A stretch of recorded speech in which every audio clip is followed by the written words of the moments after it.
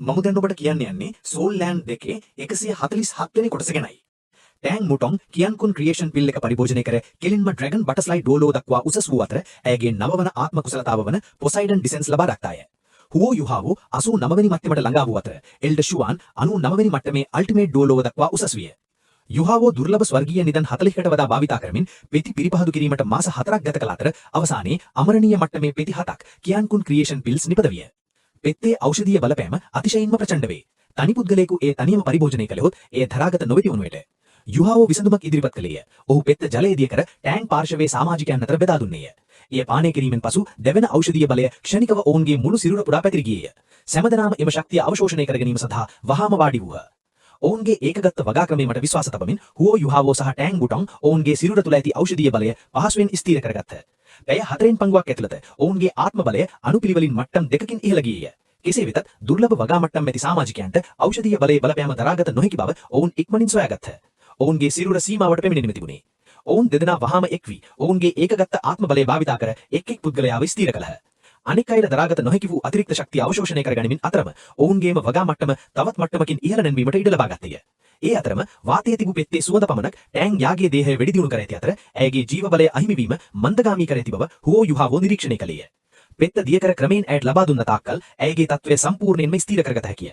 සෑම දෙනාම ක්‍රමයෙන් අවදි වන විට ඔවුන් සියලු දෙනාම බලාපොරොත්තුවාට වඩා වැඩි දියුණුවක් ලබා සිටියා. ඉතිරි පෙති බෙදා හැරීම හුවෝ යුහාවෝ අවසන් කළේය.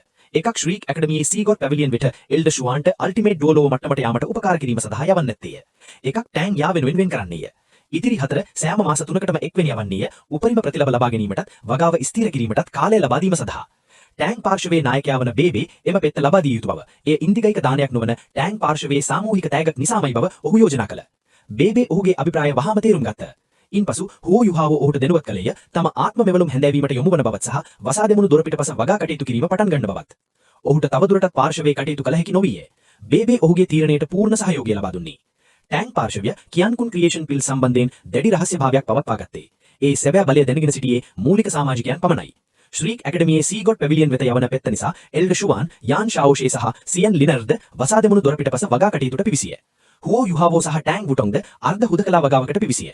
සෑම දිනකම හුවෝ යුහාවෝ පැය 3ක් ෂුවන් සිවන්ගෙන් ආත්ම මෙවලුම් හැඳෑවීම ඉගෙන ගත්තා. ඉදිරි කාලයේ ඔහු ටෑන්ක් බුටොන් සමග වගා කළේය. මුළු ටෑන්ක් පාර්ශවයම සැලසුම් කළ පරිදි ක්‍රමයෙන් ශක්තිමත් විය. ඇසිපි හැලෙන සෙනින් වසර 1කමාරක් ගත විය. පෙති කොටස් වශයෙන් ලබා ගැනීමත් එක්ක සෑමගේම ශක්තිය විශාල වශයෙන් ඉහළ ගියේය. ශ්‍රීක් 7 වන්ස්ටර්ස් සියලු දෙනාම සෝල් ඩුවලෝව මට්ටමට උසස් විය. ජී ජුවේ චර්න්ද ටයිටල් ඩුවලෝව සීමාවට පැමිණිය. මාස 7කට පෙර ටෑන්ක් වුටොන් දෙනටමත් තමාගේ ආත්මහරය සාදාගෙන ටයිටල් ඩුවලෝව වී සිටියේය. ඇය ටෑන්ක් පාර්ශවයේ පළමුවෙනි ආව විය. ඇය තම නාමය ඩ්‍රැගන් බටර්ෆ්ලයි ඩුවලෝව ලෙස නම් කළේය. උසස් වීමෙන් පසු ඇයට අතිශයින් බලවත් නවවන ආත්ම කුසලතාවක් ලැබුණා. පොසයිඩන් ඩිසෙන්ස්. මේන් මුහුදු දෙවියා වන ටෑන්ක් සෑන්ව කෙලින්ම ඩුවලෝව ද්වාදීපයට කැඳවීමට හැකිය. ටෑන්ක් බුටොන් පහළ ලෝකයට පැමිණිය පෙර ටෑන්ක් සෑන් තම දිව්‍ය සිහියෙන් කොටසක් ඇය තුළ ජීවිතාරක්ෂක තුරුම්බුවක් ලෙස තැන්පත් කර තිබුණා. ඇයගේ රේඩියන්ට් ගොඩස් බටර්ෆ්ලයි ආත්මය වාන් කියුවර්ගේ පරිත්‍යාගශීලී ගොන්මදින් රුධිරයෙන් එකතු වීමත් එක්ක ඒ රේඩියන්ට් ඩ්‍රැගන් ගොඩස් බටර්ෆ්ලයි ලෙස එවරංගු විය. මුහුදු දෙවියාගේ දිව්‍ය සිහිය ඒට තදින් බැඳී ඇතිය. අවසානයේ ඇයගේ වසර 1 ලක්ෂ වෙන රතු ආත්ම බලයට අනුරූප වන ඇයගේ නවවන ආත්ම කුසලතාව ලෙස එය හැඩගෙවීය.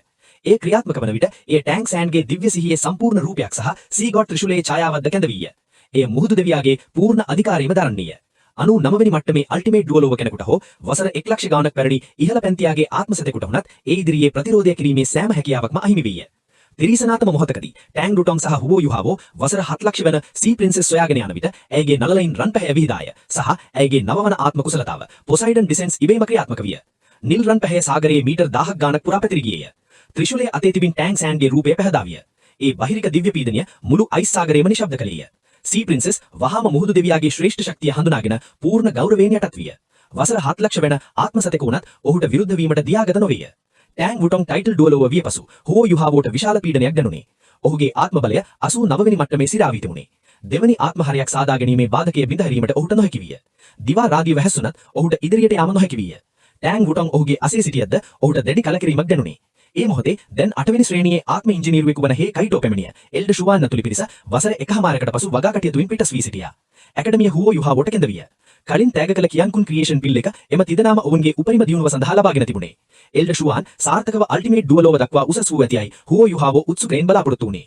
හුවෝ යුහාවෝ සහ ටෑන්ක් බුටොන් ශ්‍රීක් ඇකඩමියට ඇතුල් වී සීගොඩ් පැවිලියන් වෙත යන විට සියලු සමාජිකයන් දැනටමත් ඔතන සිටියේය. එල්ඩ ෂුවාන් සංසුහුළුව හා සාමාන්‍යයෙන් පෙනුනද්ද ඔහුගේ දැස් පැහැදිලිව හා ගැඹුරු විය. හුවෝ යුහාවෝට ඔහුගේ විශේෂ වෙනස වහාම දෙනුනේ. එල්ඩර් ෂුවාන් සිනහසමින් ටෑන්ක් පාර්ශවයේ වර්ධනය සහ ඔවුන් ලබා දුන් පෙත්ත නිසා ඇකඩමිය ටෑන්ක් පාර්ශවයට සීගොඩ් පැවිලියන්නේ අසුනක් ලබා දෙන බව. එය ඩ්‍රැගන් බටර්ෆ්ලයි ඩෝලෝව වන ටෑන්ක් වුටොන් දරන්නේ බව කිව. හුවෝ යුහාවෝ පුදුමයටත් සතුටුනත් විය. එල්ඩර් ෂුවාන් තම සාර්ථකව අල්ටිමේට් ඩුවලෝව මට්ටමට ඇතුළත් වූ ඇති බව පිළිගත්ත. යාන් ශාවෝෂේ සහ සියන් ලිනර්ද බැහැවන් දියුණු විය. ඉන්පසු රැස්වීම එහි ප්‍රධාන මාතෘකාවට යොමු වුණේ. සන් මූන් එම්පයරේ සන්සුන් භාවිය පිටුපස තිබෙන සැන්විච් අනදානම අධිරාජ්‍ය තුනකින් සොයාගත්තේය. ඔවුන් සන් මූන් එම්පයරේ අගනවේ මින්ඩූවට රහසි ගොස් සූ ටියන්රන් අධිරාජ්‍යාව ඝාතනය කිරීමට සැලසුම් කර තිබුණි. ඔහු මරණ වුණහොත් අධිරාජ්‍යයේ අවුලට වැටෙනේය සහ පූර්ණ යුද්ධයක් ආරම්භ වීම ප්‍රමාද වේය. ඔවුන්ගේ ප්‍රධාන ඉල්ලීම ශ්‍රීක් ඇකඩමියෙන් හුවෝ යුහාවෝට ලබා ගැනීමය. මේ ඔවුන් අපේක්ෂා කළද්ද මරණාන්තික අනදානමකට මුහුණ දීම සඳහා තමාගේ සාමකාමී වගා ජීවිතය අතහැර යාමට ඔහු අකමැති විය. ඒ වුණත් ඇකඩමියේ තීරණයට පිටිපණන්නා බවට ඔහු එකඟ විය. තම පසුව මේ සඳහා යන විට මේ මගේ උපාධි පරීක්ෂණයේ ලෙස සලකන බව යෝජනා කළේය. එල්ඩර් ෂුවාන් වහාම එකඟ විය. ඒ අවසන් වන විට ඔහුට උපාධිය ගත හැකි බව පොරොන්දු විය. ටෑන්ක් වුටොන් තමද්ද ඔහු සමග යන බව අවධාරණය කළ. හුවෝ යුහාවෝ අකමැති විය. ඒ වුණත් ඇය නැවට අතුරුදහන් විය කිය කාරණාව ඔහුව එකඟ කර ගැනීමට සමත් විය. ඔවුන් දෙදෙනාගේ කතාබහ එතන සිටි සෑම දෙනාගේම විනෝදයට හේතු විය. ඉන්පසු එල්ඩර් ෂුවාන් ඔහුට මතක් කර දුන්නේ මේ රහසික ඝාතනයක් නොවන සහයෝගයක් මිසක් ඝාතනයක් නොවන බවයි. අනතුරක් මතුවන විට ඔහු අනිත් සියල්ලටම වඩා තමාගේ සහ ටෑන්ක් වුටොන්ගේ ආරක්ෂාවට මුල් තැන දිය යුතු බවයි. රැස්වීම අවසන් විය. එල්ඩර් ෂුවාන් හුවෝ යුහාවෝ සහ ටෑන්ක් වුටොන්ව නවතාගත්ත. ඔහු ඔවුන් දෙදෙනාව තම කාමරයට ගෙන ඇවිය. දොර වැසුන පසු හුවෝ යුහාවෝ නැවතත් එල්ඩර් ෂුවාන්ට සුබ පෙටුමේය. එල්ඩර් ෂුවාන් හැංගීම්බරව සුසුමලේය. ඔහු විට්ටා අයි නිහිමුණ වනු පසු අතිශයින්ම අපහසු බවයි. ඉන්පසු ඔහු කෙලින්ම හුවෝ යුහාවෝගේ වර්තමානයේ දියමනතාවන දෙවනි ආත්මහරයක් සාදා ගැනීම ගැන පෙන්වා දුන්නේ. තමාගේ දෙවන ආත්මහරයක් සාර්ථකව සාදා ගැනීම මිසක් තම ටයිටල් ඩුවලෝව සීමාවට සැබෑවින්ම පැමිණීමට නොහැකි බව ඔහු ඔහුට කීව. සාර්ථක වුණහොත් ද්විත්ව ආත්මහරයන්ගෙන් ලැබෙන ශක්තිය ඔහුව සම මට්ටමේ සිටින අය අතර අපරාජිතයෙකු ලෙස කරන්නේය. කෙටි කාලයක තුලදී සුපර් ඩුවලෝව මට්ටමට පැමිණීමටත් ඉඩ ලබා දෙනේය. තුන්වන ආත්මහරය සාදා ගැනීම ඔහු තමමයි ඔනහු ජනිනේය. හුවෝ යුහාවෝ S2 කෙලින්දිරිය. ඔහු මේ දෙවනි ආත්මහරයක් සාදා ගැනීම ගැන මාස 9ක් පුරාවන සිරහ වී සිටිය. ඔහු තම පළමු ආත්මහරයක් සාදා ගැනීම විට ඔහුට විශාල විශ්වාසයක් තිබුණේ. නමුත් ඇත්තටම උත්සාහ කළ විට පළමු ආත්මහරය ඒට දැඩිව බාධා කරන බව තේරුම් ගත්තා. ආත්මහරය සෑදීමේදී කරන ලොකුම වරද වන්නේ ක්‍රියාවලිය ඉක්මන් කිරීමයි. බලහත්කාරයෙන් ආත්මබලය යෙදුවහොත් එය ආත්මහරය පුපුරා යාමට හෝ මරණයට හේතු විය හැක. එල්ඩර් ෂුවාන් පසුව ඔහුගේම වේදනාකාරී අත්දැකීමක් පැවසිය. ඉක්මන් වීමට ගොස් ඔහු මීට පෙර මිය යාමට ගොස් තිබුණි. මූ එන් ඔහුව බේරා නොගත්තේ නම් ඔහු මිය ගොස් බොහෝ කල්ය. හුවෝ යුහාවෝව සම්පූර්ණයෙන්ම සංසුන් කළේය. එල්ඩර් ෂුවාන් පසුව දෙවන ආත්මහරයක් සෑදීමේ දන්නා ක්‍රම දෙක විස්තර කළේය. සමකම්පන අනුසන්ධාන ක්‍රමය. බොහෝ දෙනා භාවිතා කරන ක්‍රමයයි. මෙහි මූලධර්මය වන්නේ පළමු ආත්මහරයේ ක්‍රියාකාරීත්වය සහ සංඛ්‍යාතය තේරුම්ගෙන දෙවන්නද එම සංඛ්‍යාතයෙන්ම ආරම්භ කිරීමයි. මෙය සාපේක්ෂව ආරක්ෂිතයි. මෙය සම්පූර්ණයෙන්ම ප්‍රතිවිරුද්ධ ක්‍රමයකි.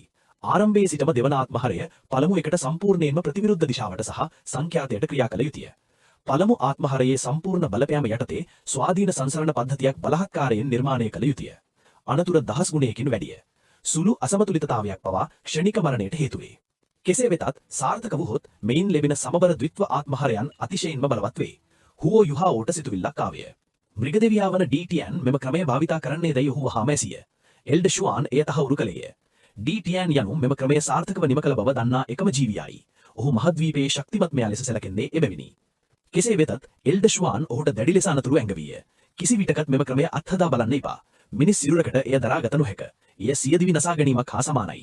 පසුව එල්ඩර් ෂුවාන් තමා අල්ටිමේට් ඩෝලුවෝ දක්වා පැමිණි ආකාරය ගැන ඔහුගේ සියලු අවබෝධය බෙදාගත්තේය.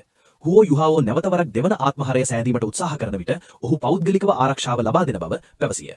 පසුව ඔහු ඝාතන මෙහෙයුම පැහැදිලි කළේය. ඔවුන් දින 10කින් පිටත් වී මින්ඩූ කඳුපන්තියේ ඇති වයිට් ටයිගර් ඩියුක්ගේ කඳවුරට යනු ඇත. හුවෝ යුහාවෝගේ භූමිකාව රහසිගත ඔත්තු බැලීම පමණක් බවත් තමා සහ ටෑන්ක් වුටොන්ගේ ආරක්ෂාව පළමු සිටිය යුතු බවත් ඔහු නැවත නැවත අවධාරණය කළේය. හුවෝ යුහාවෝ එකඟ වුණා. නමුත් මෙහෙයුම ගැන එතරම් බලාපොරොත්තුවක් නොතිබුණි. ඔහු මින්ඩූ එම්පයරෙහි ආරක්ෂාව ගැන හොඳින් දැන සිටිය. ඝාතනය පාහේ කළ නොහැකියක් කියය. ඔහු තීරණය කළේ මෙම මෙහෙයුම බේරී සිටීම සඳහා පමණක් බවයි. ටෑන්ක් පාර්ශවයට පැමිණි පසු ඔහු ටෑන්ක් වුටොන් සමග භාවනා කළේය. නවවන දින ඔවුන් රහසින් ශ්‍රෙක් සිටියකින් පිටත් වී ස්ටාලෝ අධිරාජ්‍යය දෙස පලසලාව ගිය. ගුවනේදී හුවෝ යුහාවෝ තමට යින් යෑන් ක්‍රමය අත්හදා බලන්න ඇති බව පැවසිය.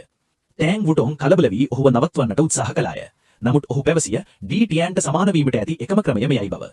එය අවසානයේ එකඟ වුණාය. ඔවුන් වයිට් ටයිගර් ඩියුක්ගේ කඳවුරට ළඟා වුණි. හුවෝ යුහාවෝට තම පියා කෙරෙහි තිබෙන වෛරය දැන් නැති වෙලා තිබෙන බවත් ඒ වෙනුවෙන් අසනීප ඝාතයක් දැනෙන බවත් තේරුණි. ඔවුන් දෙදෙනා කඳවුරට ඇතුළු වන විට සැමගේම අවධානය යොමු වුණේය. වයිට් ටයිගර් ඩියුක් හුවෝ යුහාවෝව දෙක බෙහෙවින් සතුටු වී ඔහුව වළඳගත්තේය. හුවෝ යුහාවෝ සහජ බුද්ධියෙන්ම ඔහුව පෙරලවා වළඳගත්තේය. එතන තව ටයිටල් ඩෝලුවෝ ලෙවල් ප්‍රබලයන් 10කට වැඩිය හිටියා. එයින් මෙහෙයුම කොතරම් බරපතලද කිය හැටි.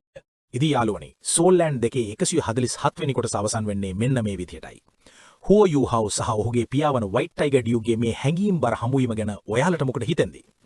හුවෝ යූ හව් තමන්ගේ ජීවිතේ පවා පරදුවට තියලා අත්හදා බලන්න හදන අර භයානක යින් යෑන් කම්ප්ලිමන්ට් ක්‍රමය සාර්ථක වෙයිද?